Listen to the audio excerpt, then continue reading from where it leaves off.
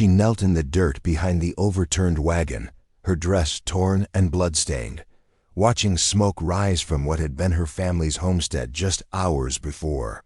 Sarah Mitchell had nothing left, no family, no home, no future when the Comanche warrior emerged from the shadows with eyes like storm clouds and a debt that would change both their destinies forever. What started as payment for a blood obligation would become a love story that defied two worlds and transformed a broken woman into the greatest protector the Llano Estacado had ever known. Before we jump back in, tell us where you're tuning in from, and if this story touches you, make sure you're subscribed, because tomorrow, I've saved something extra special for you. The Texas sun beat down mercilessly on the charred remains of the Mitchell homestead, turning the blackened timber into a furnace that wavered in the heat like a mirage. Sarah Mitchell crouched behind the overturned supply wagon, her blue calico dress torn at the shoulder and stained with soot and blood that wasn't entirely her own. The silence that followed violence hung heavy in the air, broken only by the distant cry of vultures already circling overhead. 3 days had passed since the Kiowa raiding party had swept down from the north like a plague of locusts, leaving destruction in their wake. 3 days since Sarah had watched her father fall defending their small ranch, since she'd seen her younger brother Tom try to run for the creek only to be cut down 20 yards from safety. 3 days since her mother had pushed her toward the root cellar with her last breath, whispering, "Hide, child. Live." Now Sarah was alone on the vast Texas frontier, surrounded by the endless grassland that stretched to the horizon in every direction. The nearest settlement, Cedar Falls, lay 40 miles to the southeast, a journey that might as well have been 400 for a woman on foot with no supplies, no weapons, and no knowledge of how to survive in this harsh wilderness. She had rationed the small store of preserved meat and hardtack she'd found in the wagon's wreckage, but hunger gnawed at her belly with increasing ferocity. Worse than the physical discomfort was the crushing weight of isolation, the terrible understanding that she was utterly and completely alone in a world that had shown her nothing but cruelty. The sound of hoofbeats in the distance made Sarah's heart hammer against her ribs. She pressed herself lower behind the wagon's bulk, praying that whoever approached would pass by without investigating the ruins. But the steady rhythm of horses' hooves grew closer, accompanied by the soft jingle of metal and leather that spoke of riders who moved with purpose rather than mere wandering. Through a gap in the wagon's splintered boards, Sarah caught her first glimpse of them, 3 riders silhouetted against the afternoon sky like figures from a nightmare. Even at a distance, their identity was unmistakable. Comanche warriors, their long black hair adorned with feathers, their bronzed skin gleaming with sweat and war paint, their ponies dancing with barely contained energy beneath them. Sarah had heard the stories whispered around kitchen tables and general store counters throughout her 19 years. Tales of Comanche raids that could strike like lightning and disappear like smoke, of warriors who could ride harder and fight fiercer than any cavalry unit the army could field. The Kiowa who had destroyed her family were enemies enough, but the Comanche were legends of terror that mothers used to frighten disobedient children into good behavior. The lead rider raised his hand, bringing the small party to a halt less than 50 yards from Sarah's hiding place. He was tall for a Comanche, she noted with the strange clarity that sometimes accompanies mortal fear, his shoulders broad beneath a vest made of what looked like mountain lion hide. A rifle rested across his lap with casual familiarity, while a war hatchet hung from his belt alongside a knife that caught the sunlight like captured fire. But it was his face that held Sarah's terrified attention. High cheekbones and a strong jaw framed features that were both beautiful and terrible, while dark eyes surveyed the destruction with an intensity that seemed to miss nothing. This was not the face of mindless savagery that frontier stories depicted, but rather the countenance of someone who saw everything, understood much, and revealed nothing of his thoughts to the world. He spoke to his companions in their own language, his voice carrying clearly across the still air, though Sarah couldn't understand a word. The tone was measured, thoughtful, the voice of someone accustomed to making decisions that others would follow without question.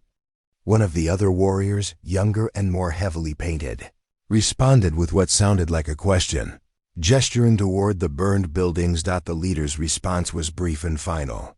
He urged his paint pony forward, moving among the ruins. With the careful attention of someone reading a story written ash and blood, Sarah watched in fascination and terror as he dismounted near what had been the main house, kneeling to examine tracks in the hard-packed earth. When he stood and turned in her direction, Sarah knew with sick certainty that he had found sign of her presence. There was no way to remain hidden from someone who could read the land like white men read newspapers. She had two choices: wait to be discovered like cornered prey, or emerge with whatever dignity she could muster and face whatever fate awaited. The decision, when it came, surprised her. Sarah Mitchell had never considered herself particularly brave. She had been the quiet daughter, the one who preferred books to barn dances, who helped her mother with household tasks while Tom learned ranching from their father. But something in the warrior's steady gaze, in the way he waited rather than hunting her down like an animal, sparked a flame of courage she hadn't known she possessed. She stood slowly, her legs trembling from 3 days of crouching in fear, and stepped out from behind the wagon with her hands visible and empty. The younger warrior's hand moved instinctively toward his weapon, but the leader made a subtle gesture that stopped him cold. For a long moment, Sarah and the Comanche warrior studied each other across the space that separated their two worlds. She saw intelligence in his dark eyes, and something else, not cruelty, as she had expected, but rather a kind of weary sadness that spoke of having seen too much violence, too much loss. "You are Sarah Mitchell," he said, and his voice speaking. Her name in accented but clear English hit her like a physical blow. She nodded, not trusting her voice to remain steady. How could this warrior possibly know who she was? Her family's small ranch was isolated, their contact with the various Indian tribes limited to the occasional trading encounter that her father had always handled with nervous diplomacy. "Your father was Thomas Mitchell. Your brother was called Tom." Again, statements rather than questions, delivered in that same measured tone that revealed nothing of how he had come by this knowledge. "Yes," Sarah managed, the word barely more than a whisper. The warrior nodded, as if confirming something he had already known. "I am called Stormwalker among my people. I have come to repay a debt." Sarah stared at him in confusion. "I don't understand. What debt?" Stormwalker was quiet for a long moment, his gaze moving from her face to the ruins surrounding them, then back again. When he spoke, his words carried the weight of unwelcome obligation. "3 winters ago, your father found me near the creek that runs east of here. I had been shot by white soldiers, left to die like a dog in the grass. Thomas Mitchell could have finished what the soldiers started. There would have been no shame in it, and reward money besides. Instead, he brought me to his house. Your mother, Rebecca Mitchell, she cleaned my wounds and fed me soup until I was strong enough to travel." The memory came flooding back to Sarah with startling clarity. She had been 16 then, and she remembered the tension that had gripped their household during those 5 days when the wounded Indian had lain fever delirious in their back room. Her mother had tended him with the same care she would have given any injured creature, while her father had stood watch, rifle always within reach but never aimed in threat. "He told me his name," Stormwalker continued, "and he told me he had a daughter called Sarah and a son called Tom. He said he hoped that if his children were ever lost and far from home, someone would show them the same kindness he showed me." Understanding began to dawn on Sarah, terrible and complete. "The debt is to his children. Thomas Mitchell saved my life. I am bound by honor to protect what he loved most." The implications of his words settled over Sarah like a physical weight. Protection, in Comanche terms, likely meant only one thing: she would become his captive, property to be claimed and disposed of as he saw fit. Stories of white women taken by Indian raiding parties were legendary on the frontier, and few of those stories ended with happy reunions. But as Sarah looked into Stormwalker's eyes, she saw something that gave her pause. There was no cruelty. No anticipation of dominance or ownership. Instead, she saw the burden of unwanted obligation, the weight of a debt that honor demanded he repay, regardless of personal cost. "I won't fight you," she said quietly, surprised by her own calmness. "I have nowhere else to go." Something shifted in Stormwalker's expression: surprise, perhaps, or even respect. "You understand what this means?" Sarah looked around at the destroyed remains of everything she had ever known, at the endless grassland that offered no shelter or sanctuary to someone like her. The choice, such as it was, lay between certain death alone in the wilderness or uncertain fate among the Comanche. When framed in those terms, the decision was almost simple. "It means I'll live another day," she said. "After that, I suppose we'll see." Stormwalker studied her for another long moment, then nodded slowly. He spoke briefly to his companions, who responded with what sounded like mild protest. But his authority was absolute, and they eventually fell silent with the resignation of men accustomed to following orders they might not fully understand. "You will ride with me," Stormwalker said, turning back to Sarah. "We travel far today." As he helped her mount behind him on his paint pony, Sarah caught a glimpse of the brand on the horse's flank, not the crude mark of a stolen animal, but rather the careful symbol of someone who took pride in his possessions. Up close, she could see that Stormwalker's clothing, while obviously Indian in style, was made from the finest materials: soft doeskin decorated with intricate beadwork, silver ornaments that caught the light with every movement. This was no common raider or horse thief, but rather someone of importance among his people. The realization brought both comfort and fresh anxiety: comfort, because men of status were less likely to engage in casual cruelty; anxiety, because the expectations placed upon her might be correspondingly greater. As they rode away from the ruins of the Mitchell homestead, Sarah felt the last threads connecting her to her old life snap one by one. Behind her lay everything familiar and safe. Ahead stretched an unknown future among people she had been taught to fear. But Stormwalker's broad back was steady in front of her, and his horse moved with the sure-footed confidence of an animal that knew its business. For the first time in 3 days, Sarah Mitchell allowed herself to hope that tomorrow might bring something other than death. She had no way of knowing that this ride into the unknown would transform her from a broken refugee into one of the most respected figures in Comanche history, or that the warrior who had claimed her to repay a debt would eventually give her a love that transcended the boundaries between their two worlds. All she knew was that she was alive, moving forward into whatever fate awaited her, carried by the strength of a debt her father's kindness had created and a warrior's honor had compelled him to repay.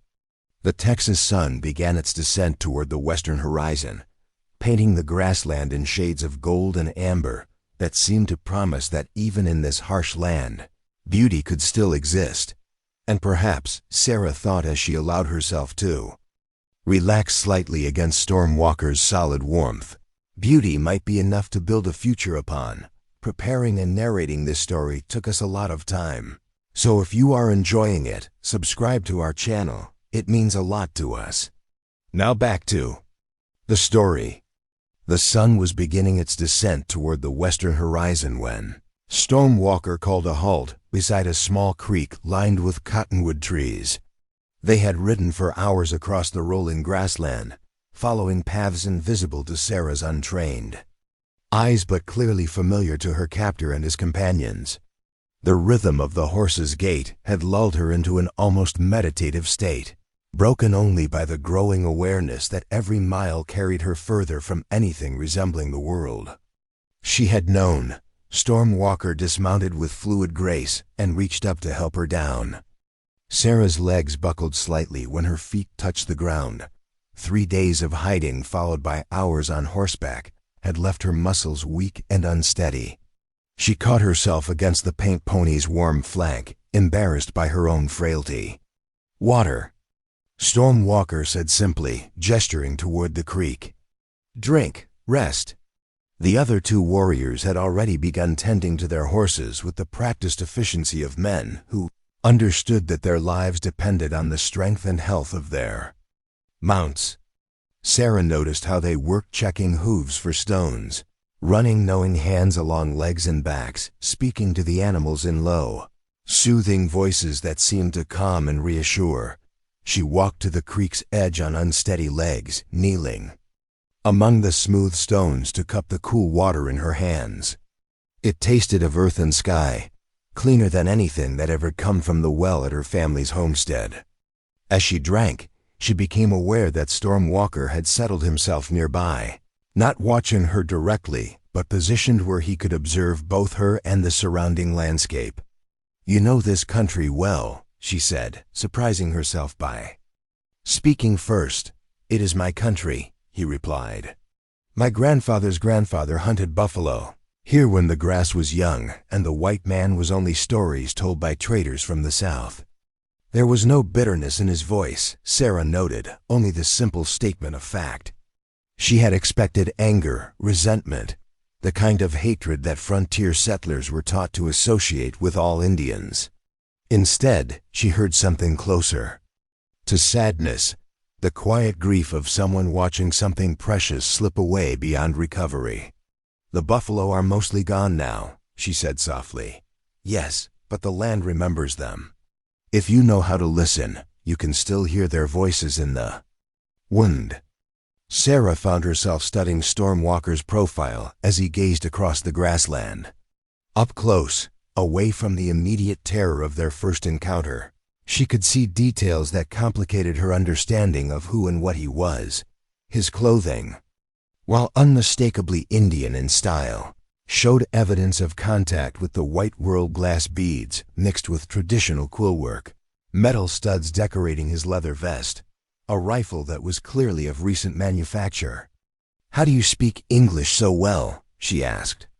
"Traders, soldiers, captives who became Comanche." He turned to look at her directly. "And a white woman who taught me to read your books." The information hit Sarah like a small shock. "A white woman?" "My wife. She was taken in a raid when she was younger than you are now. By the time the soldiers came to trade for her return, she no longer wished to leave. She had found her place among us." Past tense, Sarah noted. "What happened to her?" "Sickness. 2 winters ago. The white man's diseases kill many of our people." Storm Walker's voice remained steady, but Sarah caught a flicker of old pain in his dark eyes. "She taught me your words so that I could speak for my people when the treaty makers came. She said understanding was the only weapon that might save us." The revelation shifted something fundamental in Sarah's understanding of her situation. This was not a savage kidnapping driven by lust or cruelty, but rather a complex man carrying out obligations he had not chosen. Storm Walker had loved a white woman, had learned her language and customs, had tried to build bridges between worlds that seemed determined to destroy each other. "I'm sorry for your loss," Sarah said, meaning it. He nodded acknowledgement. "She would have liked you, I think. You have courage, even when you are afraid." "I don't feel very courageous." "Courage is not the absence of fear.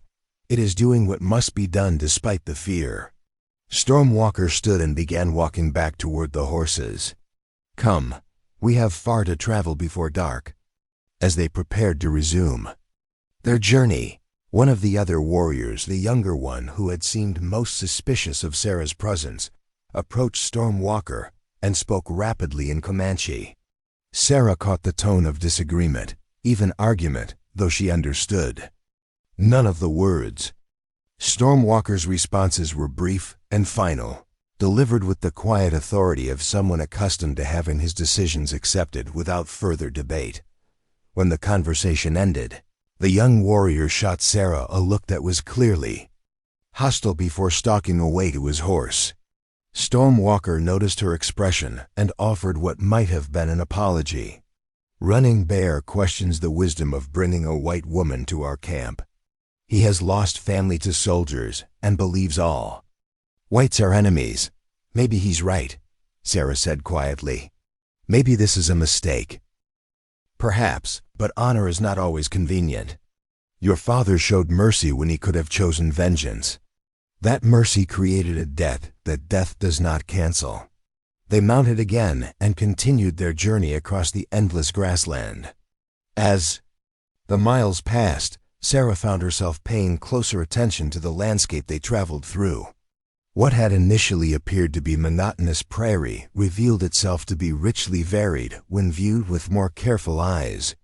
Stormwalker pointed out landmarks, a distinctive rock formation, a bend in a distant creek, a grove of trees that marked a traditional camping spot, and gradually Sarah began to understand that they were following a complex network of trails and stopping points that constituted a kind of highway system across the plains. Your people know this land like white people know their own towns, she observed. Better, Stormwalker replied. Towns can be moved or destroyed. The land endures, but only if you know how to read its messages. As if to demonstrate his point, he suddenly raised his hand and brought their small party to a halt. Sarah saw nothing unusual, but Stormwalker and his companions were studying the ground with intense concentration. After a few moments of silent examination, Stormwalker pointed toward a distant ridge and spoke briefly to his men. Kiowa, he said to Sarah by way of explanation. 3 riders moving south, they passed here yesterday. How can you possibly know that? Instead of answering directly, Stormwalker dismounted and beckoned her to join him beside a patch of disturbed earth that looked like nothing more than random scuff marks to her untrained eyes. Kneeling beside her, he began pointing out details that gradually resolved into a readable story. Here hoof prints. See how deep they cut into the earth? Heavy horses carrying riders and supplies. The edges are sharp still, no rain to soften them, so they are fresh. But dust has settled in the deepest parts, so not today. Yesterday, when the afternoon wind was from the east. Sarah stared at the marks, beginning to see patterns where before there had been only confusion. But how do you know they were Kiowa? The horses. Kiowa prefer larger mounts than we do, taken from white ranchers. And see here? He pointed to a barely visible mark near one of the prints. The rider dismounted, left this footprint. Kiowa moccasins have different beadwork patterns than ours. Each tribe has its own way of decorating. It was like learning to read a completely different language, Sarah realized. The land held stories for those who knew how to interpret them. Messages as clear and detailed as any newspaper for people with the knowledge to decode them. She found herself wondering what other skills and knowledge these people possessed that the white world dismissed as primitive superstition. They rode on as the afternoon light grew golden and long, the landscape gradually changing from open prairie to more broken country cut by arroyos and crowned with mesas. Sarah began to smell smoke on the wind, not the harsh, destructive smoke of burning buildings, but rather the clean scent of cook fires and the domestic smells of human habitation. We are close, Stormwalker said. Soon you will see my peoples. Camp. Sarah felt her stomach tighten with fresh anxiety. The past few hours had lulled her into something approaching comfort with Stormwalker himself, but now she was about to face an entire community of people who had every reason to view her as an enemy. The young warrior Running Bear's hostility was probably mild compared to what awaited her. What will happen to me? She asked. Stormwalker was quiet for a long moment. That depends on you. You are here because of a debt, but how you are received will depend on how you conduct yourself. My people respect strength, but they also value wisdom and adaptation. Show them that you can learn our ways, contribute to our survival, and they will accept you. Remain weak and dependent, and you will be seen as a burden. It was honest advice, Sarah realized, given without false comfort, but also without cruelty. Stormwalker was telling her that her fate lay largely in her own hands, a responsibility that was both terrifying and oddly liberating. They crested a low ridge, and Sarah got her first glimpse of the Comanche camp spread out in the valley below. It was nothing like the chaotic collection of crude shelters she had expected. Instead, she saw a carefully organized community of perhaps 200 people, their tipis arranged in a rough circle around a central area, where cook fires sent thin columns of smoke into the evening sky. The camp showed signs of prosperity and permanence that challenged everything Sarah thought she knew about nomadic Indian life. The tipis were large and well-maintained, decorated with painted designs that spoke of artistic tradition and cultural pride. Horseherds grazed in the distance under the watchful eyes of young men, while women moved between cooking fires and work areas with the purposeful efficiency of any frontier community. "It's beautiful," Sarah said, and meant it. "It is home," Stormwalker replied simply. As they descended into the valley, Sarah became aware of the attention their arrival was generating. People emerged from tipis and work areas to watch their approach, and she could see curiosity and suspicion warring in the faces that turned toward them. Children ran alongside their horses, chattering excitedly in Comanche while maintaining careful distance from the strange white woman. Stormwalker led them to a large tipi near the center of the camp, distinguished from the others by its size and the elaborate paintings that covered its surface. An elderly man emerged as they approached, tall despite his advanced years, his gray hair braided with strips of red cloth, his weathered face marked by intelligence and authority. The conversation that followed was conducted entirely in Comanche, but Sarah could follow its emotional contours even without understanding the words. The old man's initial questions carried tones of surprise and concern. Stormwalker's responses were measured and respectful, and gradually the exchange moved from interrogation to discussion. Finally, the elderly man turned his attention to Sarah. When he spoke, his English was accented but clear, suggesting the same kind of cross-cultural education that Stormwalker had received. "I am Chief Buffalo Horn. Stormwalker tells me you are the daughter of Thomas Mitchell, the white man who saved his life." "Yes, sir," Sarah replied, uncertain of the proper protocol but determined to show respect. "Your father was a good man. He could have claimed the bounty on Stormwalker's scalp, but he chose mercy instead. Now you are here because honor demands that his kindness be repaid." Buffalo Horn studied her with eyes that seemed to see everything. "But debt can be satisfied in many ways. How it is repaid will depend on what you prove yourself to be." Sarah understood that she was being given a choice, or perhaps a challenge. She could accept charity as helpless victim, or she could find a way to contribute something of value to these people who had taken her in. The decision would shape not only her immediate treatment, but her entire future among the Comanche. Looking around at the camp that bustled with evening activities, women preparing meals, men tending horses, children playing games that seemed universal despite cultural differences, Sarah made her choice. "I want to learn," she said. "I want to earn my place here." Something that might have been approved flickered in Buffalo Horn's weathered features. "Then tomorrow your education begins." Dawn came to the Comanche camp with the sound of horses nickering softly and the quiet voices of early risers beginning their daily tasks. Sarah woke in the small tipi that had been assigned to her, disoriented for a moment by the circular walls and the play of morning light filtering through buffalo hide. The events of the previous day rushed back, the journey across the grassland, her arrival at this alien community, Chief Buffalo Horn's challenge that her future would depend on what she proved herself to be. Outside her shelter, the camp was already stirring to life. Through the tipi's entrance flap, Sarah could see women moving between cooking fires, their long skirts swishing as they tended to tasks that seemed both foreign and familiar. The domestic rhythms of any community, preparing food, caring for children, maintaining equipment transcended cultural boundaries, but the specific methods and tools were unlike anything from her previous life. A soft cough outside her tipi announced a visitor. Sarah quickly arranged her torn dress and called for whoever it was to enter. The woman who ducked through the entrance was perhaps 40 years old, with graying hair braided with strips of bright cloth and intelligent eyes that studied Sarah with frank curiosity rather than hostility. "I am Many Horses," the woman said in careful English. "Chief Buffalo Horn has asked me to begin your teaching." Sarah rose quickly, smoothing her skirts and trying to present herself respectably despite her limited resources. "Thank you.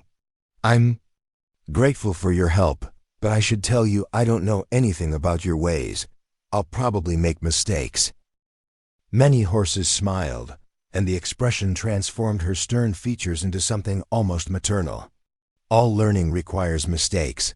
How else do we discover what works and what does not? Come, first you must eat, and then we will see what skills you possess that can be useful to us." They emerged into the full activity of the morning camp, and Sarah was struck again by how organized and purposeful everything appeared. This was no temporary collection of refugees, but rather a functioning community that had adapted its traditions to the realities of life on the changing frontier. Children played games that taught them skills they would need as adults, while their parents pursued occupations that sustained the entire group. Many Horses led her to a cooking fire where several women were preparing what appeared to be a communal breakfast. The conversation that had been flowing freely in Comanche slowed and eventually stopped as Sarah approached, replaced by polite but cautious observation. She felt the weight of their attention like a physical force, understanding that these first interactions would shape how she was perceived and treated for weeks or months to come. "This is Sarah Mitchell," Many Horses announced in English, then repeated the introduction in Comanche. "She is here because of the debt owed to her father by Storm Walker. She is asked to learn our ways."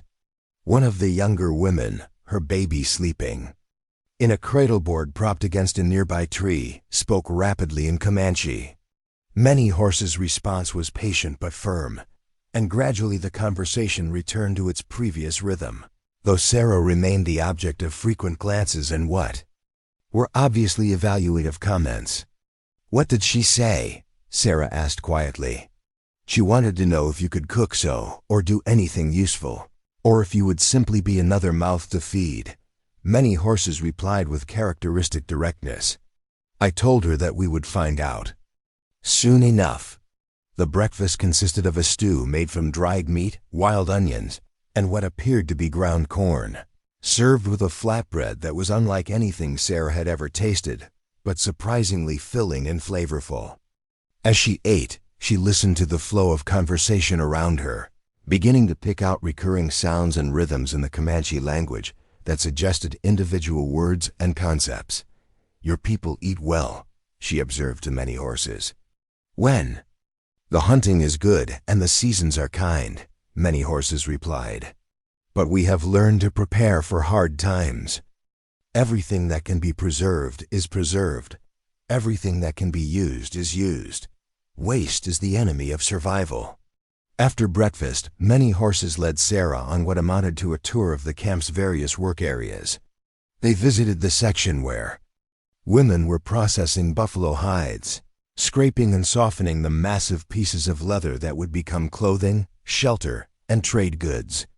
The work was physically demanding and required skills that took years to master, but Sarah watched with growing fascination as expert hands transformed raw materials into finished products of surprising quality and beauty. "Could I learn to do that?" she asked, watching a woman her own age work intricate beadwork patterns onto a pair of moccasins. "Perhaps, but such skills take time to develop. We must find what you can contribute now, while you are learning what you might contribute later." They moved on to where several women were working with plant materials, weaving baskets, preparing medicines, and processing various roots and berries that had been gathered from the surrounding countryside. Here Sarah felt more confident, as her mother had taught her basic herbalism and food preservation techniques that translated surprisingly well to this different environment. "I know something about this," she said, examining a collection of roots that were being prepared for drying. "My mother used similar plants for medicine and cooking." Many Horse's eyebrows rose with interest. "Show me." Sarah picked up one of the roots, rolling it between her fingers and examining its texture and color. "This looks like wild onion root. We used it for stomach troubles and to add flavor to winter stews." She moved to another pile. "And this might be a type of prairie turnip. We ground them into flour when grain was scarce." "You are correct about both," Many Horses said, and Sarah caught approval in her tone. "Perhaps your education will proceed more quickly than I expected." They spent the morning working with the plant materials, Many Horses teaching Sarah how the Comanche prepared and used various indigenous plants while Sarah shared what she knew about similar species from her mother's teachings. It was collaborative rather than purely instructional, and gradually Sarah began to feel less like a burden being tolerated and more like a contributing member of the group. The arrival of Stormwalker interrupted their work. He approached the women's area with the same respectful distance that Sarah had noticed white men maintained when visiting ladies' sewing circles, waiting to be acknowledged before approaching directly. "Many Horses, how does our new student progress?" he asked. "Better than expected," Many Horses replied. "She has knowledge of plants and their uses. With proper instruction, she could become useful in this area." Stormwalker nodded, then turned his attention to Sarah. "Chief Buffalo Horn wishes to speak with you. If you are ready, I will escort you to his lodge." Sarah felt her stomach tighten with nervous anticipation. This was clearly some kind of formal evaluation, a chance for the tribal leader to assess her potential value to the community. She smoothed her skirts and tried to project confidence she didn't entirely feel. Chief Buffalo Horn's tipi was impressive both in size and decoration. The painted designs that covered its exterior told stories that Sarah couldn't read but found beautiful nonetheless. Inside, the space was organized with the same careful attention to function and comfort that characterized everything else she had seen in the camp. The chief sat on a raised platform covered with buffalo robes, his weathered hands resting on a beautifully carved pipe that seemed to serve more as symbol of office than smoking implement. When he gestured for Sarah to sit across from him, she noticed that Stormwalker remained standing near the entrance, present as escort, but not as participant in whatever conversation was about to take place. "Many Horses tells me you have knowledge of plants and their uses." Buffalo Horn began without preamble. "Some knowledge, yes. My mother taught me what she knew, and I've been learning more this morning. Knowledge of healing is always valuable to our people. But I must ask you directly, do you truly wish to become one of us? Or are you simply trying to survive until you can return to your own kind?" The question hit Sarah with unexpected force. In the rush of immediate concerns, finding food, shelter, safety, she hadn't really considered the long-term implications of her situation. Did she want to become Comanche? Was such a thing even possible for someone who had been raised in the white world? "I don't know if I can become one of you," she answered honestly. "But I know I have nowhere else to go. My family is dead. My home is destroyed. If I tried to return to white settlements, I'd be alone and destitute with no way to support myself." Buffalo Horn studied her with those penetrating eyes that seemed to see past surface words to underlying truths. "Survival is a beginning, but it is not enough. To truly join our people requires more than need, it requires choice. You must decide not just that you have nowhere else to go, but that this is where you wish to be." "I understand the difference," Sarah said. "I'm not ready to make that choice yet because I don't know enough about what it would mean. But I'm willing to learn." Something that might have been approval flickered across the chief's features. "Honesty is also valuable. Very well. You will continue your instruction with many horses, but you will also begin learning other skills that our people need. Stormwalker will teach you to ride properly and to understand horses. Running Bear, despite his distrust of whites, is the finest tracker in our band. He will teach you to read the land as we do. Sarah felt a moment of panic at the mention of Running Bear, remembering his obvious hostility from the previous day. But Buffalo Horn continued before she could voice her concerns. Learning from those who distrust you will be harder than learning from those who welcome you. But the skills you gain will be stronger because they are earned rather than given freely. After leaving the chief's lodge, Stormwalker walked with Sarah back toward the women's work area. She found herself studying his profile, trying to understand the man who had become responsible for her fate through honor and obligation rather than choice. Running Bear won't want to teach me anything, she said. No, he will not want to. But Buffalo Horn has spoken, and Running Bear will obey. Whether you learn anything will depend on your willingness to prove yourself worthy of instruction. They paused at the edge of the camp, looking out over the horse herds that grazed under the watchful eyes of young warriors. The animals were magnificent paint ponies with bold markings, sturdy mustangs with the endurance to travel vast distances, war horses trained to respond to their riders' slightest commands. Your people live differently than I expected, Sarah admitted. How did you expect us to live? Sarah felt heat rise in her cheeks as she considered how to answer honestly without giving offense. Frontier stories make your people sound like savages, people without culture or organization who live only to raid and kill. Stormwalker was quiet for a long moment. And what do you see now? I see a community that takes care of its members. People with skills and knowledge that white settlers couldn't survive without. A way of life that's different from what I knew, but not primitive or cruel. Good. That is the beginning of understanding. Stormwalker turned to face her directly. But you should know the stories your people tell about us are not entirely wrong. We do raid when necessary. We do fight when threatened. We can be as cruel as any human beings when cruelty serves our survival. The admission should have frightened her, Sarah realized, but instead it had the opposite effect. Stormwalker was treating her as an adult capable of handling complex truths, rather than a child who needed to be protected from harsh realities. Why are you telling me this?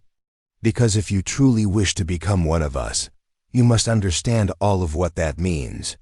We are not noble savages from your books, and we are not bloodthirsty demons from your nightmares. We are people trying to preserve our way of life in a world that grows more dangerous every season. That evening, Sarah sat outside her tipi as the camp settled into its nighttime rhythms. The day had been more educational than any she could remember, not just in terms of specific skills learned, but in the gradual shift in her understanding of who these people were and what her place among them might become. Many horses approached. With a bundle under her arm, sitting down beside Sarah without invitation in the easy manner of someone comfortable with her place in the world. I brought you something, she said, unfolding the bundle to reveal a dress made of soft doeskin, decorated with simple but elegant beadwork in patterns of blue and white. Sarah stared at the garment, understanding immediately what it represented. This was not charity or mere practicality. This was the first step toward transformation from outsider to member of the community. I can't accept this, she said softly. I haven't earned it. You cannot earn what you are not equipped to earn.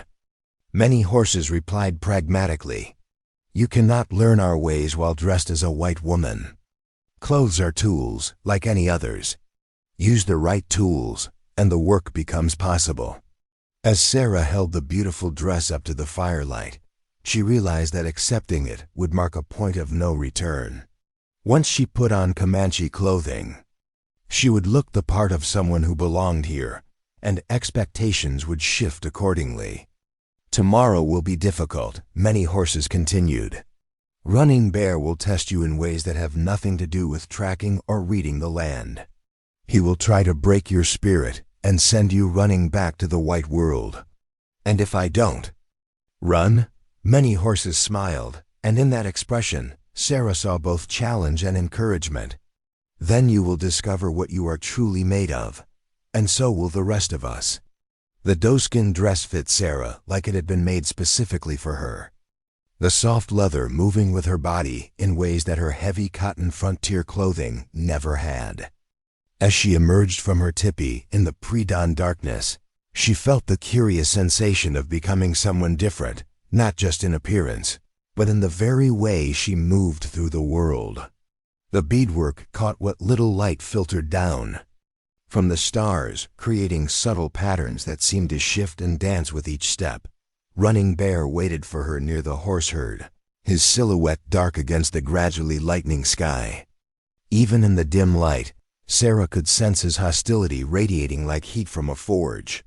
He held the reins of two horses, a calm-looking mare that appeared well-suited for a novice rider, and a spirited paint stallion that danced sideways and tossed its head with barely contained energy.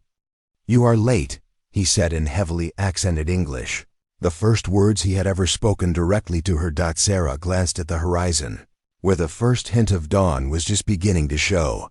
"The sun isn't up yet. Among my people, late is late. The sun does not wait for white women who think the world moves according to their convenience." It was clearly intended as an insult, but Sarah had spent enough time around her brother Tom and his friends to recognize the testing nature of the comment. Running Bear was trying to provoke her into anger or tears, looking for an excuse to declare her unfit for instruction. "Then I'll have to learn to move faster," she replied evenly. "Which horse am I riding?" Something flickered in Running Bear's eyes, surprise, perhaps, that she hadn't risen to the bait. He gestured toward the spirited stallion, Wind Dancer. "He will teach you quickly or throw you quickly. Either way, the lesson will be brief." Sarah approached the paint stallion with the caution her father had taught her around unfamiliar horses. The animal was clearly intelligent and athletic, with the kind of nervous energy that spoke of both speed and potential unpredictability. She offered her hand for him to smell, speaking in the low, soothing tones she had learned worked with most horses. "Easy, boy. We're going to get to know each other." Wind Dancer sniffed her hand suspiciously, then allowed her to stroke his neck. His skin was warm and smooth, muscles rippling beneath her touch in a way that spoke of incredible power held in check. "He has thrown 3 warriors this season," Running Bear said, and there was definite anticipation in his voice. "Perhaps he will be gentler with a white woman." Sarah understood that this was another test.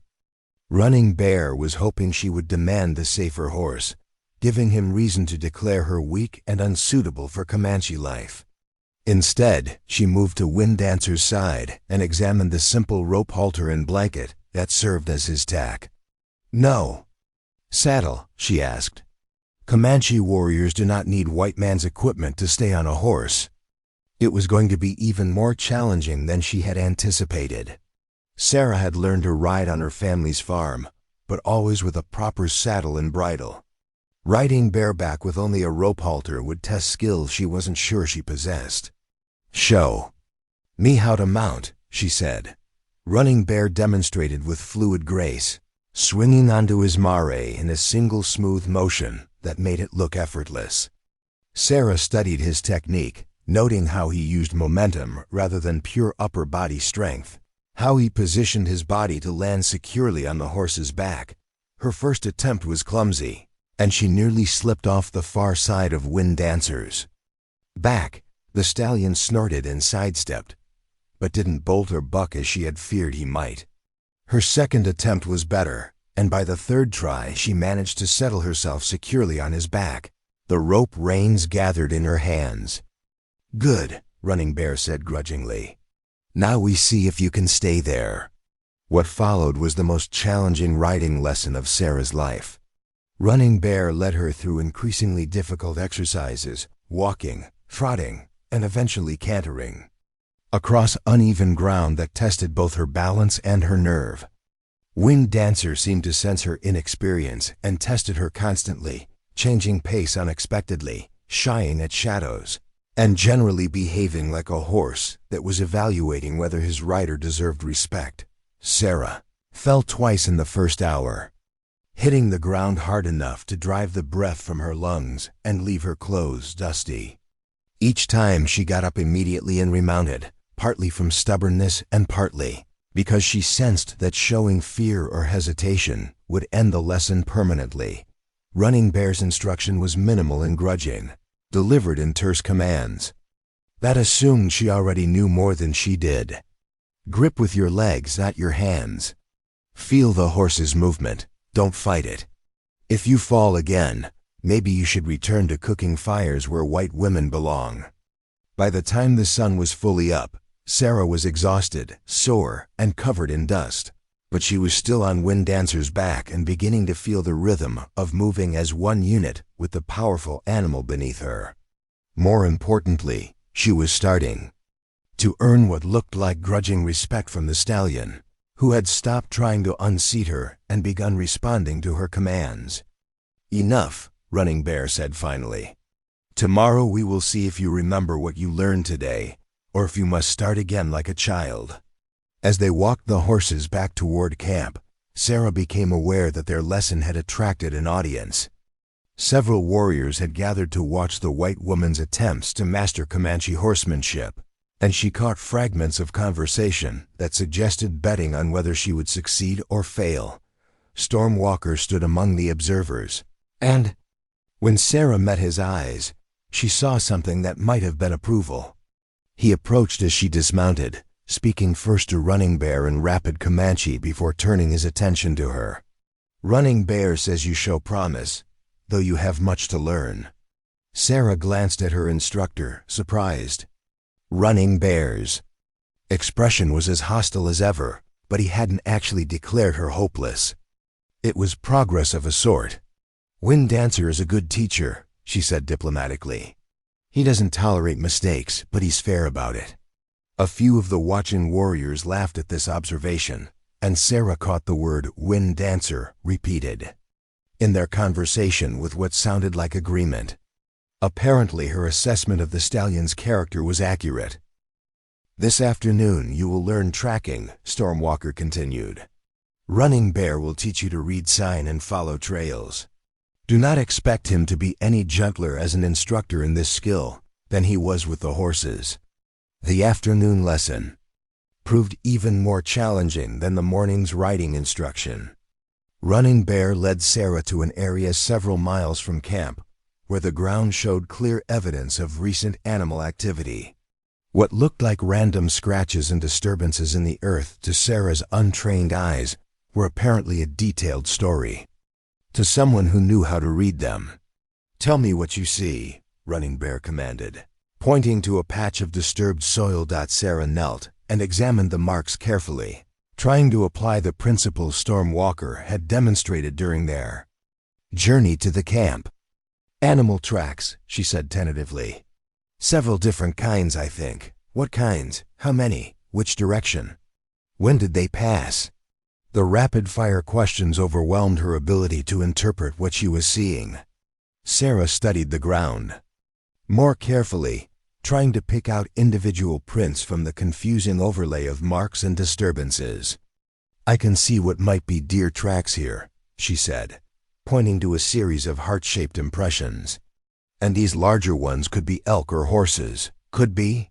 Running Bear's voice dripped contempt. "Could be is the thinking of someone who will starve because she cannot tell food animals from predators. Look again." For the next 2 hours, Running Bear subjected Sarah to the most intensive education in tracking she could have imagined. He showed her how to distinguish between the tracks of different animals, how to determine their size and condition from the depth and spacing of their prints, how to read the story of their behavior from the pattern of their movement. "This deer was walking slowly, feeding as it moved," he explained, pointing out the wandering trail and the sign of disturbed vegetation. "This one was running, fleeing from something that pursued it. See how the prints are deeper at the front, showing The animal was putting all its weight on its front legs as it bounded forward. Gradually, Sarah began to see the landscape the way Running Bear did, not as empty wilderness, but as a library full of stories written in tracks, broken twigs, and scattered droppings. Every animal that passed left evidence of its presence, its destination, its behavior, and its condition for those who knew how to read the signs. But reading Bear's instruction came with constant criticism and barely concealed disdain. White women see only what is obvious. You must learn to see what is hidden, what others miss, or you will be useless to our people. A child of 5 summers could read this trail better than you. Perhaps you should return to picking berries with the grandmothers. Tracking requires intelligence. Each insult was clearly designed to break her spirit, to make her give up and retreat to the safety of women's work around the camp. But Sarah had grown up with a younger brother who had tested her resolve in similar ways, and she recognized the underlying strategy. Running Bear wasn't just trying to humiliate her. He was trying to forge her into someone stronger. "Show me again," she said after each failure, after each harsh criticism. "I want to learn this." By late afternoon, Sarah was beginning to piece together more complex stories from the signs around them. She correctly identified the track of a mountain lion and determined that it had passed through the area the previous night. She spotted the subtle signs that indicated where a family of raccoons had been foraging, and she successfully followed a deer trail for nearly a quarter mile before losing it in rocky ground. "Better," Running Bear admitted grudgingly as they prepared to return to camp. "You learn slowly, like most whites, but you do not give up easily. This is unexpected." It was the closest thing to a compliment Sarah had received from him, and she found herself absurdly pleased by even this small acknowledgement of progress. "Tomorrow," Running Bear continued, "we will track something more dangerous. If you cannot follow the sign of threats as well as prey, your new skills will be useless when they are needed most."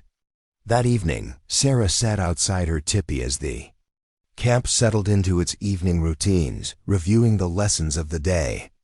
Her body ached from the unaccustomed exertion of riding bareback and crawling around on the ground examining tracks, but her mind felt more alert and engaged than it had since before her family's death.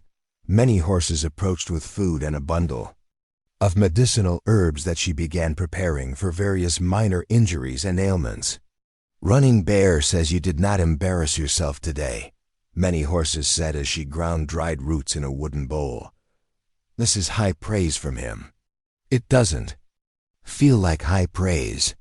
Running Bear lost his entire family to white soldiers 3 years ago. His wife, his children, his parents all killed when the army attacked a peaceful camp during treaty negotiations. He has reasons for his hatred that go beyond simple prejudice. The information put Running Bear's hostility into a different context. Sarah had been thinking of his antagonism as a personal challenge to overcome, but now she understood that she represented something much larger and more painful, the people who had destroyed everything he loved. "Why did Chief Buffalo Horn assign him to teach me?" "Because if you can earn Running Bear's respect, you can earn anyone's. And because forcing him to teach you forces him to see you as an individual rather than just another white enemy." Many horses looked up from her work, but mostly because Running Bear is the best tracker in our band, and if you are to become truly useful to our people, you must learn from the best. As Sarah prepared for sleep, she reflected on the unexpected complexity of her situation. Each day brought new challenges that tested not just her physical abilities, but her understanding of the people who had taken her in. Running Bear's hostility was rooted in genuine tragedy.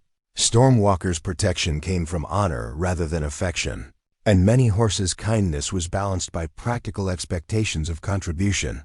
Tomorrow would bring new tests, new opportunities, to prove herself worthy of the trust these people were reluctantly beginning to place in her. But tonight, wearing Comanche clothing and carrying the scent of wood smoke and horses in her hair, Sarah Mitchell was beginning to understand that transformation involved more than just learning. New skills it required becoming someone capable of bearing the weight of others' expectations while forging her own place in a world that had no obligation to accept her. The stars wheeled overhead in their eternal patterns, the same constellations that had watched over her family's farm and now witnessed her strange new life among people who read meaning in their movements. Whatever tomorrow brought, Sarah was determined to meet it with the same stubborn persistence that had carried her through this day's trials. She was learning to become Comanche, one difficult lesson at a time, the scream that shattered the pre-dawn. Silence sent every person in the camp bolting upright from their sleep. Sarah emerged from her tipi to find chaos erupting around her, warriors grabbing weapons, women clutching children, and voices shouting in rapid Comanche that she couldn't understand, but whose urgency needed no translation. Many horses appeared. At her side, her face grim in the flickering light of hastily lit torches. "Hunting party," she said tersely. "They encountered a grizzly bear. 2 men are badly injured." Sarah followed many horses toward the center of camp, where a crowd was, gathering around something she couldn't yet see. The metallic scent of blood grew stronger as they pushed through the press of bodies, and when the crowd parted, Sarah got her first look at frontier medicine in its rawest form. 2 warriors lay on blankets that were already soaked with blood. The younger man, barely past adolescence, clutched his arm where deep claw marks had torn through muscle and sinew, exposing white bone beneath. The other, a seasoned hunter Sarah recognized from the morning horse herds, was unconscious, his chest rising and falling in shallow, irregular breaths while blood seeped from wounds that looked like they went deep into his torso. Standing over them was an elderly woman whose gray hair hung loose around her shoulders and whose hands moved with practiced efficiency as she assessed the injuries. This had to be White Dove, the camp's primary medicine woman, whose reputation for healing was spoken of with the same reverence other tribes reserved for their greatest warriors. "Bad," White Dove muttered in English, apparently for Sarah's benefit. "Very bad. The spirits of the bear are angry, and they have marked these men for death." Sarah watched as White Dove began her examination, noting the systematic way she checked for life-threatening injuries before moving to less critical wounds. The process was similar to what she had seen the few times Dr. Patterson had been called to their homestead, but the tools and techniques were completely different. Instead of metal instruments, White Dove used sharpened bone knives and thorns for cutting and probing. Rather than manufactured medicines, she worked with an array of plant preparations that Sarah could identify by scent: willow bark for pain, echinacea for infection, yarrow to stop bleeding. The methods were alien, but the underlying knowledge of human anatomy and medical principles was clearly sophisticated. "Can you save them?" Sarah asked quietly. White Dove looked up from her examination, studying Sarah with eyes that seemed to see past surface appearances to underlying truths. "The young one, yes. The claw marks are deep but clean, and he is strong. The older one." She shook her head. Grimly, "The bear's claws have torn into his lungs. Even with all my knowledge, he may be beyond saving." As White Dove began working on the younger warrior, cleaning his wounds and preparing to stitch them closed, Sarah found herself moving closer, drawn by a combination of morbid fascination and genuine desire to help. She had assisted her mother with minor injuries and illnesses back home, and watching someone die when intervention might be possible felt wrong regardless of cultural differences. "Let me help," she said. White Dove paused in her work, studying Sarah with renewed attention. "You know healing arts?" "Some. My mother taught me basic wound care and herbal medicine. I might not know your specific plants, but I understand the principles." For a long moment, White Dove continued her evaluation. Around them, the crowd had grown quiet, waiting to see whether the medicine woman would accept assistance from the white captive, or reject it as presumptuous interference. "Hold his arm steady," White Dove said finally. "Do not let him move while I stitch." Sarah positioned herself to brace the wounded warrior's arm, feeling the tremors of shock and pain that ran through his body. Up close, the damage was even more horrific, 4 parallel gashes that had laid his forearm open nearly to the bone. But White Dove's stitching was masterful, creating closures that would heal cleanly while minimizing scarring. As they worked together, Sarah began to understand that White Dove was testing her as much as using her assistance. The medicine woman watched how Sarah handled blood and injury, how she anticipated needs and responded to unspoken directions, how she maintained steady hands despite the gravity of the situation.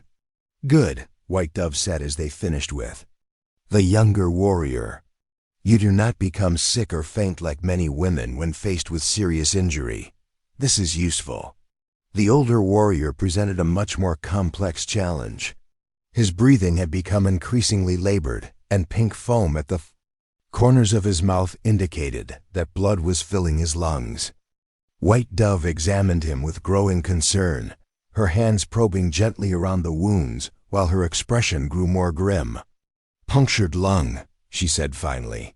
"Maybe both lungs." Without White Man's medicine, she trailed off, but her meaning was clear. Sarah studied the wounded man, thinking of conversations she had overheard between Dr. Patterson and her father about similar injuries. What if we could drain the blood from his chest cavity? Give his lungs room to work? White Dove's eyebrows rose sharply. "You know of such things?" "I've heard of it being done. A hollow tube inserted between the ribs to let the blood drain out. It's dangerous, but if he's dying anyway." The medicine woman was quiet for a long moment, clearly weighing options that offered no certainty of success. Around them, the crowd had grown larger as word of the injuries spread through the camp. Sarah could see Stormwalker among the observers, his expression unreadable, but his attention focused intently on her interaction with White Dove. "Show me," White Dove said finally. What followed was the most intense medical procedure Sarah had ever participated in. Working with crude instruments and improvised techniques, she and White Dove attempted to drain the blood that was drowning the warrior's lungs. The process was messy, dangerous, and conducted entirely by feel and instinct rather than formal training. Sarah found herself taking the lead as White Dove's knowledge of anatomy met her understanding of the specific intervention needed. Using a hollow bird bone that White Dove had carefully cleaned and prepared, they created a drainage system that began, slowly but unmistakably, to relieve the pressure in the warrior's chest. "It's working," Sarah whispered as the man's breathing became less labored and his color began to improve slightly. The crowd around them had grown completely silent, watching this unprecedented collaboration between their traditional healer and the white woman, who had been in their camp for less than a week. When the wounded warrior's eyes fluttered open and he drew his first clear breath in hours, a murmur of amazement rippled through the observers. White Dove sat back on her heels, studying Sarah with an expression that had shifted from skeptical assessment to something approaching respect. "Where did you learn such things?" "I listened when the doctor came to our settlement. I helped my mother with difficult births and injuries. I read books when I could find them." Sarah paused, then added honestly, "But mostly I was just desperate to help and willing to try anything." "Desperation and willingness," White Dove repeated thoughtfully. "These are the beginning of all healing knowledge. Everything else can be taught to someone who possesses these qualities."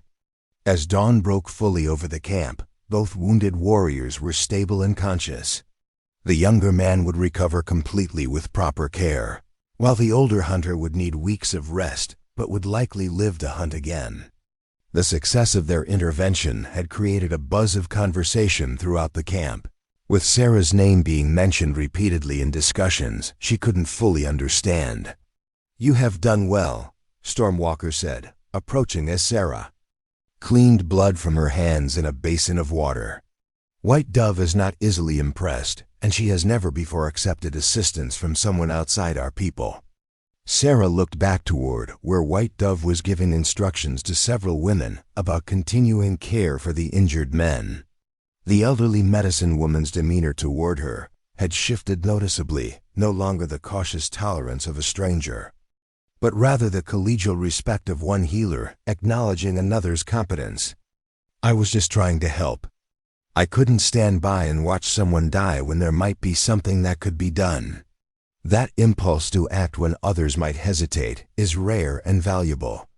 It is also dangerous because it can lead to reckless choices that cause more harm than good.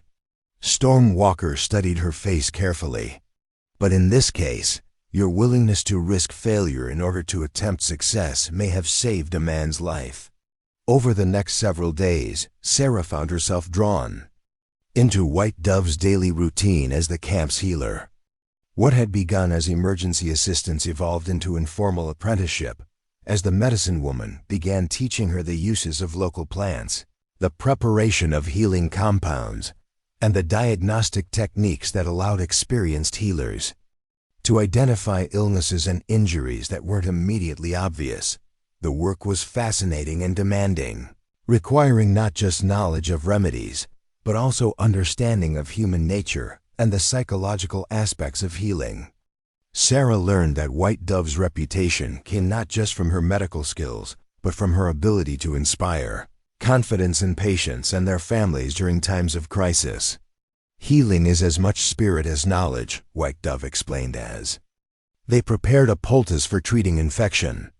People who believe they will recover often do so, even from injuries that should kill them.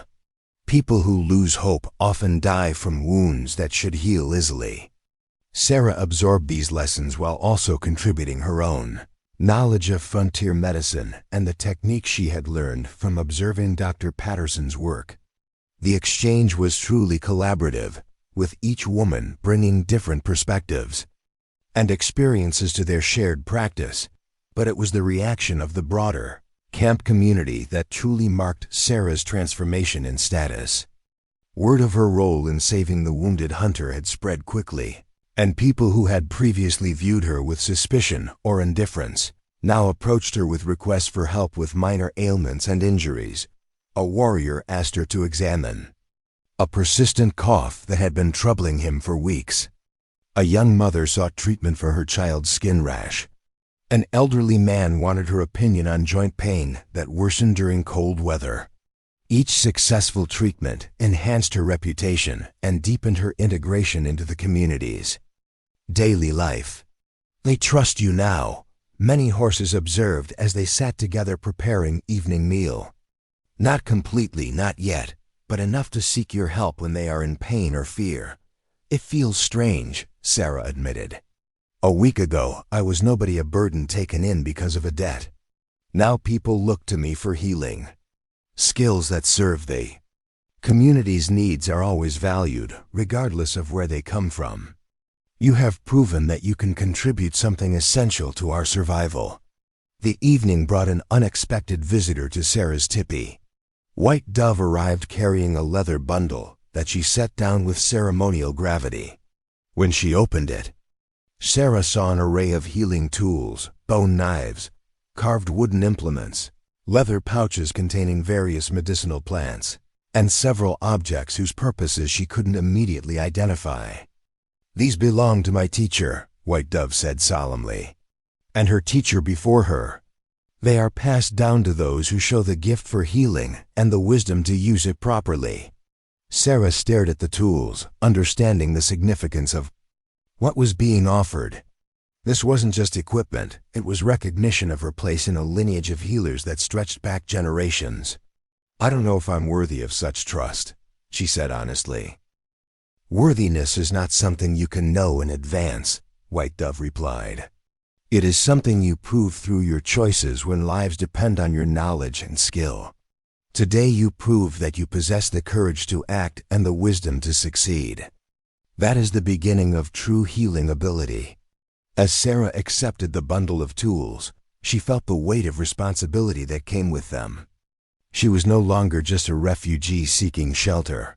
Among strangers, she was becoming someone essential to the community's welfare. Someone whose knowledge and skills could mean the difference between life and death for people who had accepted her despite their initial reservations. That night, As she lay in her tipi, examining the ancient healing implements by firelight, Sarah reflected on how completely her life had changed. The desperate woman who had hidden behind an overturned wagon less than 2 weeks ago had been transformed into someone who commanded respect through competence and service. But more than external recognition, she felt an internal transformation that went deeper than new skills or cultural adaptation. For the first time since her family's death, she had found purpose that extended beyond mere survival. She was becoming someone who could protect and heal others, someone who contributed to the strength and welfare of her adopted community. Tomorrow would bring new challenges and opportunities to prove herself worthy of the trust these people were placing in her. But tonight, surrounded by the tools of her new calling and the quiet sounds of a camp at rest, Sarah Mitchell was beginning to understand that she had found more than shelter among the Comanche. She had found her true vocation as a healer and protector of those who needed her skills. 3 weeks after the bear attack, Sarah was gathering medicinal roots along the creek when the sound of approaching hoofbeats made her look up from her work. A lone rider was coming hard from the east, his horse lathered with sweat and foam despite the cool October morning. Even at a distance, she could see the urgency in his posture, the way he leaned forward as if willing his mount to greater speed. Sarah recognized him as Swift Arrow, one of the young warriors who served as scouts for the band. His arrival at such speed could only mean trouble, the kind of trouble that required immediate counsel and quick decisions. She gathered her collection of roots and herbs quickly, her newly trained instincts telling her that whatever news Swift Arrow carried would likely create need for her healing skills. By the time she reached the camp, Swift Arrow was already deep in urgent conversation with Chief Buffalo Horn and several senior warriors. The discussion was conducted entirely in Comanche, but the tense body language and grave expressions needed no translation. Storm Walker stood among the council members, his face set in the hard lines she had learned to associate with serious danger. Many horses appeared at Sarah's side, her usual calm demeanor replaced by obvious anxiety. "Army patrol," she said quietly. 3 days' ride to the east, moving in our direction. 50 soldiers, maybe more, with supply wagons and artillery. Sarah felt her stomach drop. She had been among the Comanche long enough to understand what such a force meant. Not a routine patrol or peaceful mission, but a military expedition designed to find and destroy Indian camps. The stories of Sand Creek and Washita were known, even to isolated frontier families like hers had been. Tales of dawn attacks that left entire villages slaughtered regardless of age or gender. "Are they looking for this camp specifically?" Sarah asked. Swift Arrow followed them for half a day. "They are tracking systematically, following old trail signs and asking questions at every settlement they pass. Someone has told them where to look." The implications were chilling. The Comanche had survived by mobility and secrecy, moving camp frequently and leaving minimal sign of their passage. If the army knew their general location and had enough men to conduct a thorough search, the traditional strategy of simply disappearing into the vastness of the plains might not be sufficient. Chief Buffalo Horn's voice rose above the others, issuing what were clearly orders. Warriors began moving with purposeful urgency, some heading toward the horse herds, while others disappeared into tipis to emerge with weapons and war paint. The calm domestic rhythm of camp life was transforming into something altogether more dangerous. Storm Walker broke away from the council and approached Sarah and many horses. His expression was grim but controlled, the look of a man who had faced similar crises before and survived through careful planning rather than panic. "We must move the camp immediately," he said. "The women, children, and elders will travel north, toward the Palo Duro Canyon, where there are caves and hidden places the soldiers cannot reach with their wagons. The warriors will remain behind to discourage pursuit." Sarah understood immediately what he wasn't saying directly. The warriors would engage the army patrol in a fighting retreat, selling their lives dearly to buy time for the non-combatants to escape. It was a tactic that had worked before, but success was never guaranteed, and the cost was always measured in blood. "What about the wounded?" she asked, thinking of the two men who were still recovering from their encounter with the grizzly bear. "They will travel with the main group. You will go with them as healer, to tend their needs during the journey." "No," Sarah said, the word emerging before she had consciously decided to speak it. Stormwalker's eyebrows rose in surprise. "No? If there's going to be fighting, the warriors will need medical care more than the people fleeing to safety. The wounded can travel, they're strong enough now. But if men are going to be shot and stabbed and worse, someone needs to be here to treat them." "Sarah," Many Horses said urgently, "you do not understand what you are suggesting. If the warriors fail to stop the soldiers, if you are captured... I understand perfectly, but I'm a healer now. My place is where people need healing most desperately, not where it's safest." Stormwalker studied her face with that penetrating gaze that always seemed to see more than she intended to reveal. A white woman captured by soldiers would be safe. They would return you to your own people, perhaps with reward for your rescue. Would they? Sarah asked pointedly. A white woman dressed as Comanche, carrying Comanche medicine, speaking up for Comanche warriors? Or would they see a traitor who chose the enemy over her own kind? The question hung in the air between them, highlighting truths that none of them wanted to acknowledge directly. Sarah's transformation over the past month had been so complete that return to white society was no longer simply a matter of geography. It would require abandoning everything she had learned, everyone she had come to care about, and the identity she had built through blood and service. Besides, she continued, someone needs to tend the wounded during the fighting. White Dove should go with the main group. Her knowledge is too valuable to risk, and she can train others to replace her. But I can stay and do what needs to be done here. The conversation was interrupted by increased activity throughout the camp as families began the urgent process of packing essential belongings for rapid travel. Children who had been playing moments earlier were now helping to dismantle tipis and load travois with supplies that would sustain them during what might be weeks of hiding in the canyon country. Sarah watched a young mother efficiently packing medicine, pouches and food supplies while her toddler son played with a toy horse carved from wood.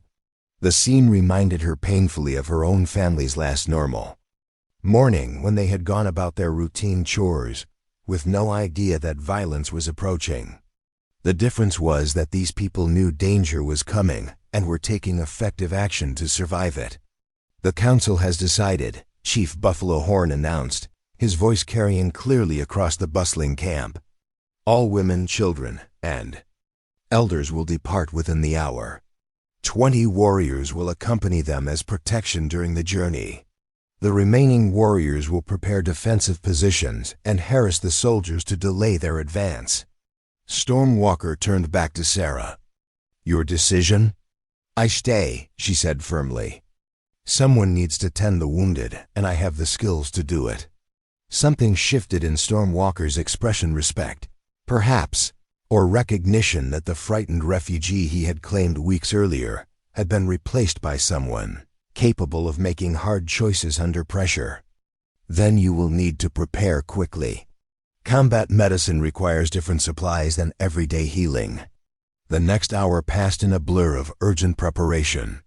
White Dove worked with Sarah to assemble a medical kit designed for treating battlefield injury, supplies for stopping bleeding, fighting infection, and managing pain under primitive conditions.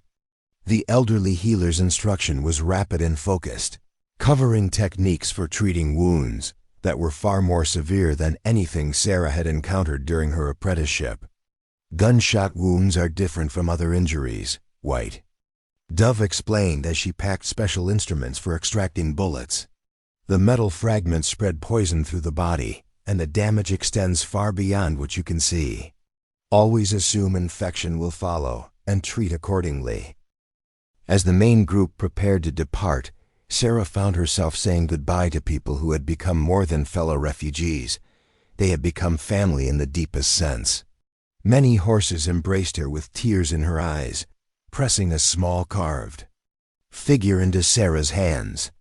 "This is a protective spirit," many horses said. "My grandmother made it for me when I was young and frightened. Now I give it to you, because you are young and brave, and you will need all the protection the spirits can provide." The evacuation began just as the sun reached its zenith, a long column of people and animals moving north toward the broken country that offered concealment and natural fortification. Sarah watched until the last figure disappeared over a distant ridge, then turned her attention to the very different preparations being made by the warriors who remained behind. The camp's transformation was dramatic and purposeful. Tipis were left standing to maintain the appearance of normal habitation, but concealed positions were being prepared in the surrounding terrain. Warriors who had been friendly neighbors and hunting companions were now painting their faces for war, checking weapons, and discussing tactics with the grim efficiency of men who understood that survival depended on their skill and courage.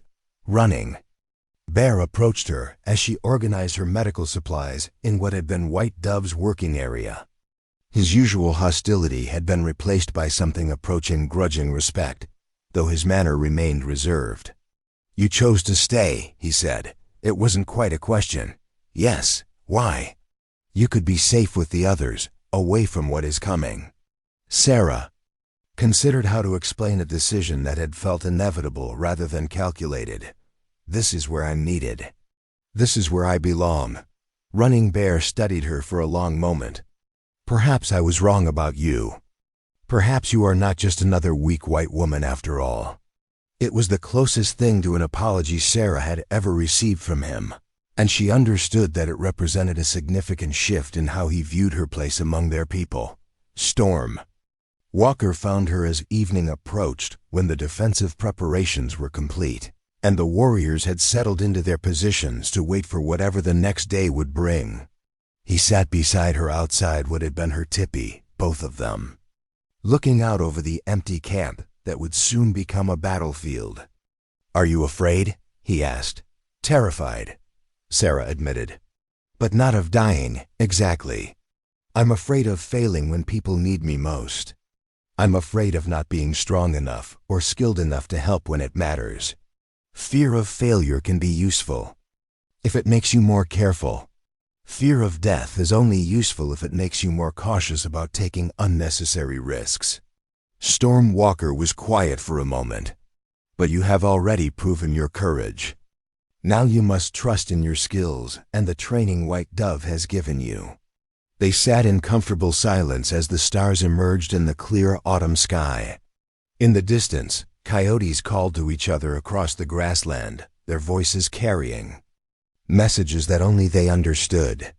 It was peaceful, almost idyllic, making it hard to believe that violence was approaching with the dawn. "Stormwalker," Sarah said finally, "if something happens to me tomorrow, nothing will happen to you," he interrupted firmly. "But if it does, I want you to know that these weeks with your people have been the happiest of my life. Not because they were easy, but because they had meaning. I've never felt as useful or as valued as I have here." Stormwalker turned to look at her directly, and in the starlight she could see an expression that was both tender and fierce. "You will survive tomorrow, Sarah Mitchell. You will survive because you are stronger than you know, and because there are people here who need you alive." Something in his tone made her look at him more carefully, searching his face for meanings that went beyond the words he had spoken. What she saw there made her breath catch in her throat, not just the protective concern of someone honoring a debt, but something deeper and more personal. "Storm Walker," she began, but he stood before she could continue. "Rest now. Tomorrow will test us all in ways we cannot predict. You will need all your strength for what is coming." As he walked away toward the perimeter where the sentries kept their vigil, Sarah remained sitting outside her tipi, her mind racing with thoughts that had nothing to do with the approaching battle. The realization that Stormwalker's feelings toward her might extend beyond duty and obligation opened possibilities she hadn't dared to consider, and complications she wasn't sure she was ready to face. But tomorrow would bring its own challenges, and questions of the heart would have to wait until they had all survived what was coming with the sunrise. Sarah gathered her medical supplies and checked them one final time, then settled down to rest as best she could while warriors prepared for a fight that would determine whether their way of life could survive in a world that seemed determined to destroy it. The stars wheeled overhead in their ancient patterns, indifferent to human struggles, but somehow comforting in their constancy. Whatever tomorrow brought, Sarah would meet it with skills she had learned, courage she had discovered, and a commitment to the people who had accepted her as one of their own. The first gunshot cracked across the dawn's stillness like breaking timber, followed immediately by the thunderous response of the army's rifles echoing off the surrounding hills. Sarah crouched in the makeshift medical shelter that had been constructed behind a cluster of large boulders, her hands steady despite the chaos erupting around her as she prepared supplies for the wounded she knew would soon be coming. The soldiers had approached at first light, exactly as Stormwalker had predicted. Through gaps in the rocks, Sarah could see blue uniforms spread across the grassland in a disciplined skirmish line, their rifles creating clouds of white smoke with each volley. The Comanche warriors, invisible in their concealed positions among the rocks and gullies, responded with their own gunfire, less coordinated, but devastatingly accurate. "Here!" Running Bear's voice cut through the din as he half-carried, half-dragged a wounded warrior toward Sarah's position.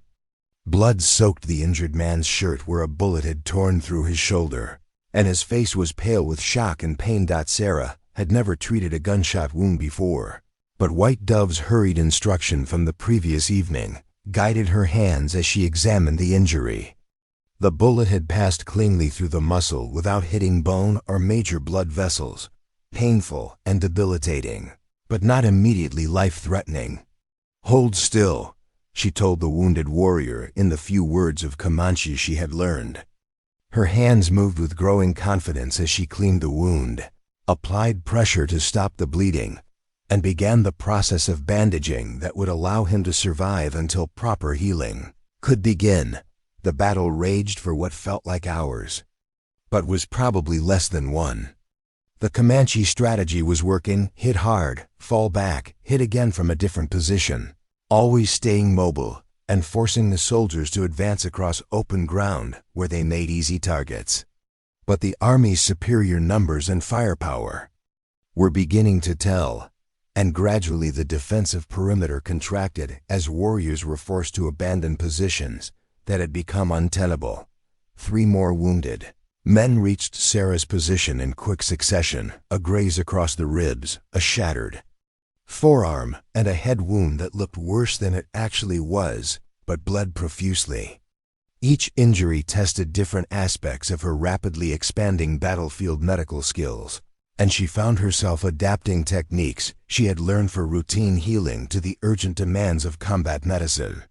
"You work quickly," Running Bear observed during a brief lull in the fighting. He had appointed himself as her protector, shuttling between the front lines and her medical station while keeping watch for soldiers who might break through the defensive line. "I have good teachers," Sarah replied, not looking up from bandaging the head wound. "And desperate need makes learning fast." The sound of renewed gunfire drew Running Bear back toward the fighting, leaving Sarah alone with her patients. The wounded warriors bore their pain with stoic endurance that impressed and humbled her, offering quiet thanks for her treatment, but never complaining about discomfort or expressing fear about the battle's outcome. It was during the 4th hour of fighting that everything changed. Sarah heard Stormwalker's voice shouting orders in Comanche, followed by the sound of horses being brought up from concealed positions. Through the rocks, she could see warriors mounting up for what looked like a coordinated charge designed to break the army's advance and create opportunity for escape. But something went wrong. A hidden sniper's bullet found Stormwalker just as he swung onto his war pony, spinning him sideways and sending him crashing to the ground in a tangle of limbs and blood. The sight of their war leader falling sent a shock through the Comanche line that was almost visible, disrupting the planned charge and creating confusion where there should have been coordinated action. Sarah didn't remember making the decision to leave her protected position. One moment she was tending a warrior's bullet wound. The next she was running across open ground toward where Stormwalker lay motionless, her medical kit clutched in. One hand and her heart hammering with fear that went far beyond concern for a patient. Bullets whined past her as she ran, kicking up spurts of dirt and chipping fragments from nearby rocks. Some part of her mind registered the insanity of exposing herself to enemy fire, but a larger part was focused entirely on reaching the man who had become far more important to her than duty or debt could explain. Stormwalker was conscious when she reached him, but blood was spreading from a wound high on his chest that looked dangerously close to vital organs. His breathing was labored, and when he tried to speak, pink foam at the corners of his mouth suggested lung damage. "You ... Fool," he managed to gasp as Sarah began her examination. "Should have ... stayed safe." "Be quiet and let me work," Sarah replied, surprised by the steadiness of her own voice. Up close, the wound was as bad as she had feared, a bullet hole just below the collarbone that had probably nicked the lung and might have damaged the major blood vessels beneath. This was exactly the kind of injury White Dove had warned her about, requiring skills she wasn't sure she possessed, but she had to try. Working with hands that remained steady despite her racing heart, Sarah began the delicate process of treating what could easily prove to be a fatal wound. She packed the bullet hole to control bleeding, administered willow bark tea for pain, and prepared the mixture of herbs that White Dove used to prevent infection. Around them, the battle continued to rage, but other warriors had formed a protective circle that kept the soldiers at bay while she worked. Running Bear appeared beside her, his rifle ready and his expression grim. "How bad?" he asked. "Bad enough. The bullet is still in there, probably lodged against a rib. I need to get it out, but not here, not like this." "Can he be moved?" Sarah assessed Stormwalker's condition, weighing the risks of transportation against the impossibility of performing surgery under combat conditions. "If we can get him somewhere safe, somewhere I can work properly, maybe. But he needs help soon, or—" She didn't finish the sentence, but Running Bear understood. He spoke rapidly in Comanche to the other warriors, and within minutes they had improvised a travois that could carry Stormwalker, while allowing the fighting retreat to continue. What followed was the most harrowing hour of Sarah's life. Moving with the retreating warriors while trying to keep Stormwalker stable required every skill she had learned, and several she improvised on the spot. The travois bounced and jolted over rough ground, threatening to restart bleeding that she had barely managed to control, while gunfire continued to crack around them as the army pursued their withdrawal. By late afternoon, they had reached a defensive position in broken country where pursuing cavalry couldn't operate effectively. The soldiers had been forced to halt their advance, giving the surviving warriors time to regroup and assess their losses. The immediate threat was over, but Stormwalker's condition was deteriorating rapidly. "There's a cave system about 2 miles north," Running Bear said as Sarah examined her patient in the relative safety of their new position. "Hidden, defensible, with fresh water. We could make a proper camp there." "He might not survive being moved that far," Sarah said honestly. "But he definitely won't survive if I can't get that bullet out soon." The decision was made for them when Stormwalker's breathing became even more labored and blood began to appear on his lips. Whatever damage the bullet had caused was getting worse, and delay would certainly prove fatal. "Move him," Sarah said. "Carefully but quickly. And send someone ahead to prepare the cave. I'll need a fire, clean water, and as much light as we can manage." The cave Running Bear had described proved to be a natural fortress carved into a cliff face, with multiple chambers and a spring that provided fresh water. More importantly for Sarah's purposes, one of the inner chambers had a natural shelf that could serve as an operating table, while openings in the rock provided ventilation for the fires that would give her light to work by dot as evening approached. Sarah prepared for the most challenging medical procedure of her life.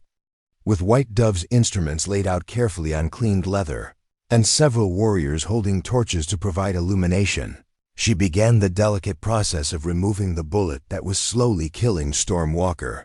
The operation required every technique she had learned and several she invented through desperate necessity. Working by flickering firelight, using crude instruments designed for a different kind of medicine, she carefully opened the wound track and followed it deeper into Stormwalker's chest. "Here," she whispered as her probe finally located the deformed piece of lead lodged against his ribs. "I can feel it."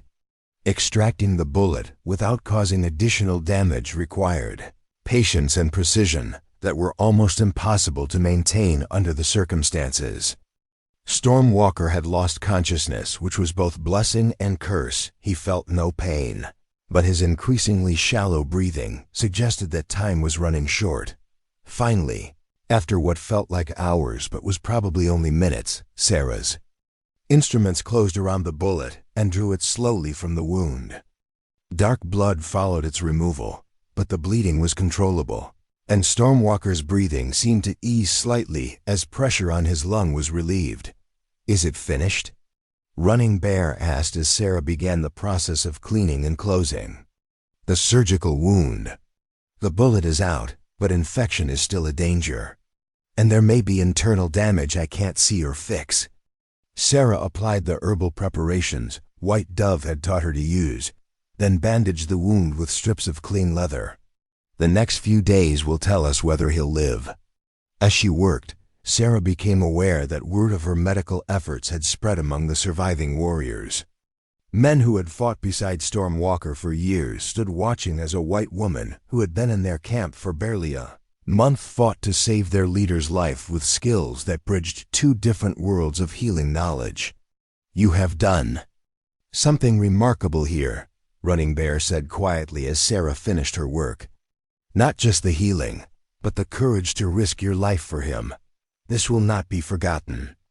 Over the next 3 days, Sarah barely left Stormwalker's side as he fought for life in the cave's dim interior. She monitored his breathing, changed his bandages, and administered the herbal medicines that would help his body heal while fighting off infection. It was exhausting work that required constant vigilance, but gradually his condition began to improve. On the 4th morning, Stormwalker's eyes opened with genuine awareness for the first time since he had been shot. His gaze found Sarah immediately, taking in her disheveled appearance and the evidence of sleepless nights spent watching over him. "You stayed," he said, his voice weak but clear. "Where else would I go?" Sarah replied, trying to keep her tone light despite the relief that threatened to overwhelm her. "Someone had to make sure you didn't die from your own stubbornness." Stormwalker's smile was faint but genuine. "I remember you running across the battlefield. That was foolish." "Yes, it was. But I couldn't watch you die when there was something I could do to help." "Why?" The question was asked quietly, but Sarah heard the deeper meaning behind it. He wasn't asking about medical duty or debt obligations. He was asking about the feelings that had driven her to risk everything for his life. Sarah looked into his eyes, seeing the intelligence and warmth that had drawn her to him from their first meeting, and made the choice to speak honestly about emotions she had been trying to deny. Because somewhere between learning to ride Wind Dancer and treating bear wounds and arguing with Running Bear about tracking techniques, I fell in love with you, she said simply. And because the thought of a world without you in it was unbearable. Stormwalker's hand found hers, his fingers intertwining with her own in a gesture that felt like a promise. "Sarah Mitchell," he said, "you came to us as payment for a debt. But you have become something far more precious. You have become the woman who holds my heart." The admission hung between them like sunrise after a long night, transforming their relationship from obligation and growing friendship into something that transcended the boundaries between their two worlds.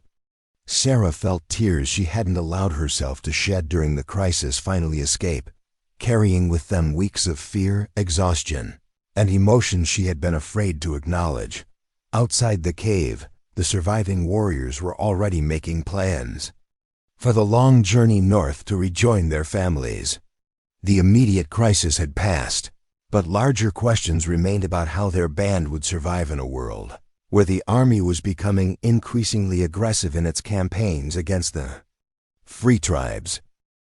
But for now, in the quiet sanctuary of the cave with Stormwalker's hand warm in her own, Sarah allowed herself to hope that love might indeed be strong enough to overcome the obstacles that lay ahead.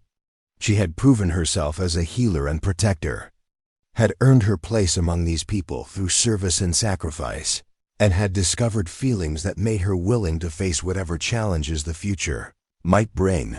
The transformation that had begun with desperate necessity had become something beautiful and complete, a love that had grown from honor and duty into something that would define the rest of their lives together.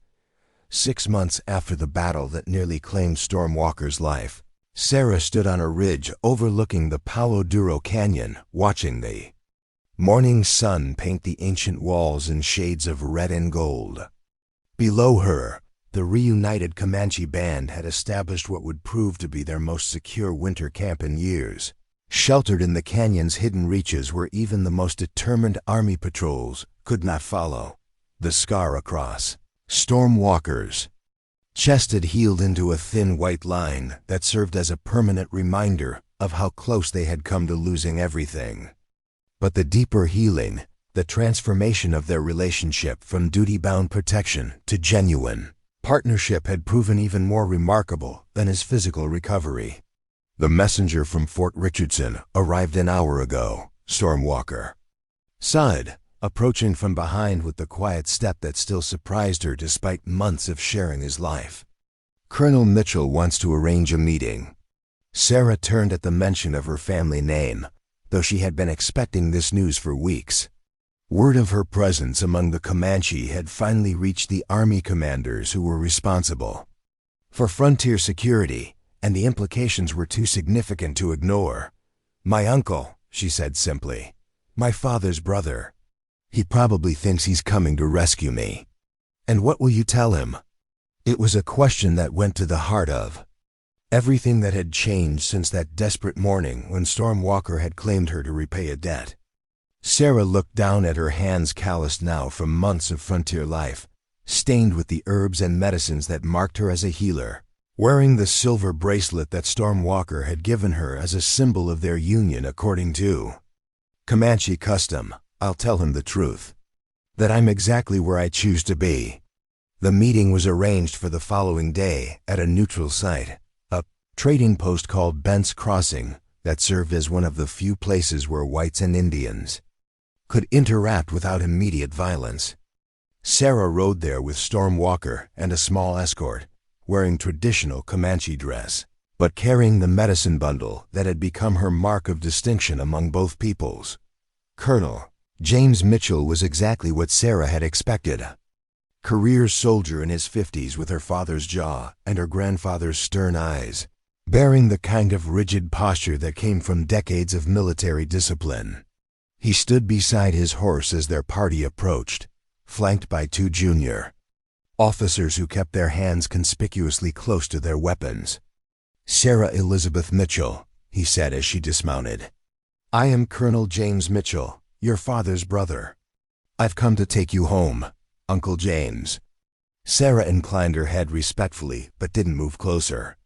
"I appreciate your concern, but I am home." The colonel's gaze moved over her appearance, the doeskin dress, the elaborate beadwork, the medicine pouches at her belt, with an expression that combined relief at finding her alive with obvious dismay at what she had become. "Child, you've been through a terrible ordeal. It's understandable that you might be confused about where your loyalties lie. But you're a white woman, a Christian, an American citizen. These people are savages who have held you captive and filled your head with their heathen notions. These people, Sarah said quietly, took me in when I had nothing. They gave me a purpose, taught me skills that save lives, and accepted me as family. Stormwalker didn't capture me. He honored a debt to my father by protecting me when I had nowhere else to go. Colonel Mitchell's attention shifted to Stormwalker for the first time, studying the war leader with the calculating gaze of a professional soldier evaluating a potential enemy. You're the one called Stormwalker. There's a price on your head in 3 states. There are prices on many heads, Stormwalker replied in his careful English. Your government offers money for killing Indians the same way it offers money for killing wolves, as if we were animals rather than human beings defending our homes. You raid settlements, steal cattle, kill innocent people. We defend our land from invaders who take what they please and call it progress. We kill soldiers who come to destroy our villages. We take cattle from men who graze their herds on hunting grounds that belonged to our grandfathers. Stormwalker's voice remained level, but Sarah could hear the steel beneath his words. If that makes us savages, then what does it make the men who slaughter women and children in the name of civilization? The colonel's jaw tightened at the reference to army tactics that were officially denied, but widely practiced. I didn't come here to debate politics with a renegade Indian. I came to bring my niece home to her own people. I am with my own people, Sarah said firmly. The Comanche are my family now. Stormwalker is my husband according to their laws. I have responsibilities here that I won't abandon, husband. Colonel Mitchell's voice rose sharply.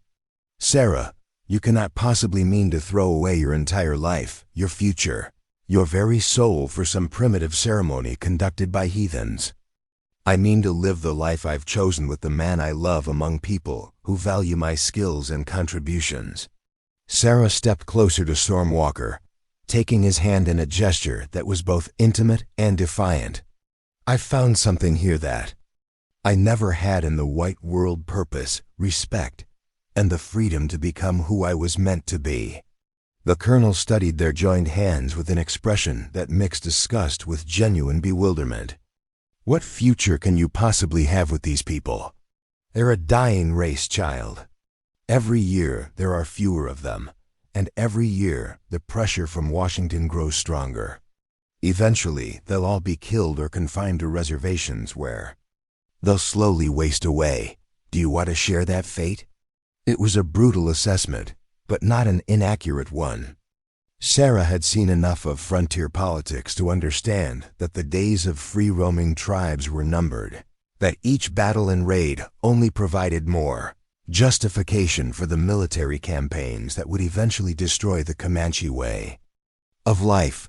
Perhaps you're right about the future, she said quietly, but that doesn't change my choice.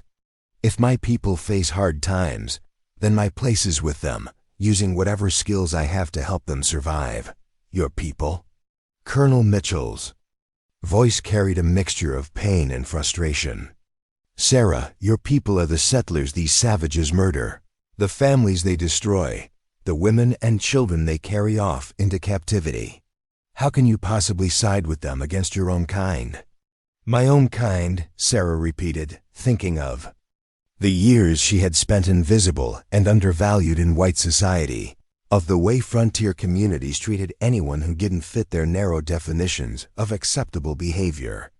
My own kind never saw me as anything more than a potential wife for some farmer, destined to spend my life bearing children and keeping house.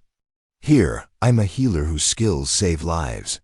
I'm a woman whose voice matters in council decisions. I'm valued for what I can do, not just for what I am. The conversation continued for another hour, with Colonel Mitchell alternating between appeals to family loyalty, threats of military action, and promises of safe passage if she would only come to her senses. But Sarah's resolve never wavered, and eventually, Even her uncle was forced to acknowledge that she was acting from genuine choice rather than coercion or confusion. "I can't force you to return," he said finally. "But I want you to understand what you're choosing. The Army's patience with hostile tribes is running out. There will be more campaigns, larger forces, systematic destruction of anyone who refuses to submit to reservation life. If you stay with them, you'll likely die with them. Then I'll die as Sarah Stormwalker, healer and protector of the Comanche people," she replied. "Not as Sarah Mitchell, spinster niece who wasted her life mourning what might have been."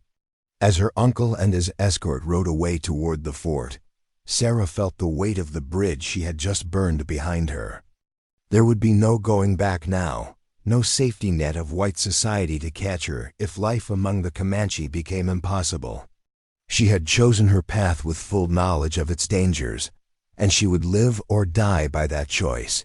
The years that followed proved Colonel Mitchell's predictions partially correct. Pressure on the free tribes increased dramatically as more settlers moved west, and the Army received orders to end the Indian problem once and for all. But Sarah's presence among the Comanche created unexpected opportunities for survival. Her medical knowledge, combined with her ability to communicate with white officials, made her invaluable as a negotiator and diplomat. When Army doctors were baffled by diseases that struck reservation Indians, they quietly sought her advice. When territorial governors needed to communicate with tribal leaders about land disputes, they used her as an intermediary. When epidemics threatened to wipe out entire bands, her healing skills proved the difference between survival and extinction. Most remarkably, Sarah's reputation as the white medicine woman began to spread beyond the Comanche to other tribes struggling to adapt to the changing world. Kiowa, Cheyenne, and Arapaho leaders sought her counsel on everything from medical treatment to negotiation strategies, recognizing her unique position as someone who understood both worlds and could navigate between them.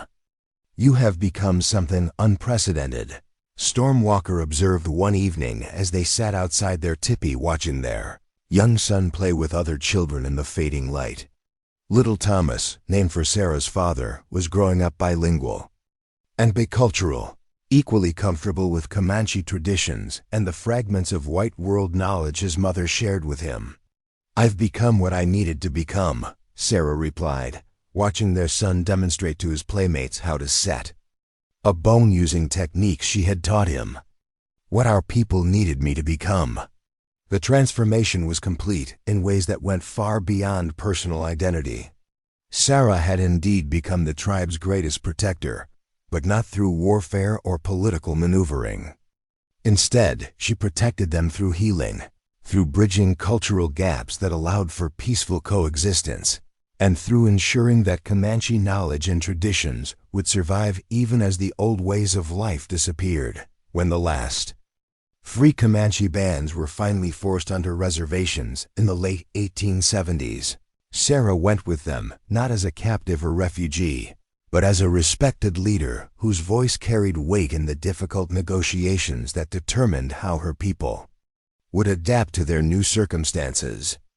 She established the first formal medical training program for Native Americans, combining traditional healing knowledge with modern medical techniques to create a new generation of healers who could serve their community's needs. Her marriage to Stormwalker, initially seen as scandalous by both cultures, became a model for how individuals from different backgrounds could create something beautiful and lasting together. Their children grew up to become leaders and teachers, carrying forward the best of both worlds while creating new possibilities for future generations. Years later, when historians and anthropologists came to study the Comanche transition to reservation life, they consistently noted one factor that set this tribe apart from others who had struggled with similar circumstances: the presence of a remarkable woman who had bridged two worlds and created possibilities for survival that no one had thought possible. Sarah Stormwalker, the woman who had once been willing to trade herself for bread, had become exactly what Chief Buffalo Horn had challenged her to be someone who chose her place in the world rather than simply accepting whatever circumstances offered. In doing so, she had protected not just individual lives, but an entire way of understanding what it meant to heal, to serve, and to love across the boundaries that divided peoples. The debt that had brought her to Storm Walker had been repaid 1,000-fold, but the love they had built together would endure long after the last frontier had been settled, and the last wild places had been tamed. Sarah had found her true calling not in the white world that had never valued her contributions, but among people who understood that the greatest strength lay not in conquest, but in the wisdom to protect what mattered most. Standing on the porch of the small house she and Storm Walker had built on the reservation, watching the sun set over land that would never again know the thundering of buffalo herds or the freedom of nomadic life, Sarah reflected on the strange journey that had brought her to this moment. She had lost everything she had thought she wanted, only to discover everything she had never dared to dream of having. The poor seamstress who had hidden behind an overturned wagon was gone forever, replaced by a woman who had become a bridge between worlds, a healer of both bodies and hearts, and the living proof that love could indeed transform anyone willing to embrace its challenges. In saving Storm Walker's life, she had discovered her own. In choosing to stay with his people, she had found her true home. And in accepting the responsibilities of healing and protection, she had become the greatest defender the Comanche had ever known. The debt had been paid, but the love story was eternal. Up next, you've got 2 more standout stories right on your screen. If this one hit the mark, you won't want to pass these up. Just click and check them out. And don't forget to like, subscribe, and turn on the notification bell so you don't miss any upload from us.